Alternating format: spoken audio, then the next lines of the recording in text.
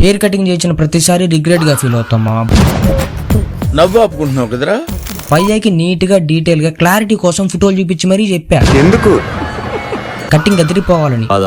భయ్య కూడా okay okay మే అచ్చాకరంగా తూ గచ్చో బెట్టో జీ అని అన్నాడు. క్లిప్స్ పెట్టాడు, ట్రిమ్మింగ్ మొదలు పెట్టాడు. నేను చెప్పిన దానికి భయ్య చేసేదానికి కొంచెం కూడా సంబంధం లేదు. చేలో ట్రాక్టర్ దున్నినట్టు దున్నుతున్నాడు అయ్యా. కానీ నేను చెప్పిన ప్లాన్ వేరు, భయ్య చేసే ప్లాన్ వేరు.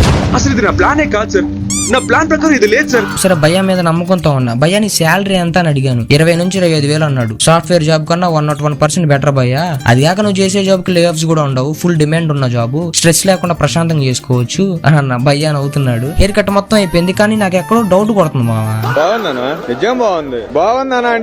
భయ్య ఏమో తెగ హైలైట్ చేస్తున్నాడు. అచ్చే హీరోలో ఉన్నావు, మామూలుగా లేదు అసలు, కటింగ్ అదిరిపోయిందని అంటున్నాడు. షాప్ లో నుంచి బయటకు వచ్చా. రోడ్డు మీద ఒక ఆంటీ తల వైపు విచిత్రంగా చూసింది. ఇంకా అర్థమైపోయింది కటింగ్ మిస్ మ్యాచ్ అయిపోయిందని. తలెత్తుకొని నడవాలంటే చాలా కష్టంగా ఉంది మావా. ఇంక ఈ 3 రోజులు డిప్రెషన్ ట్రూమాలోకి వెళ్ళిపోతా. బస్సులో కూడా విచిత్రంగా చూస్తున్నారు మావా. ఉన్న జుట్టు ఉండకుండా అనవసరం కటింగ్ చేయించా.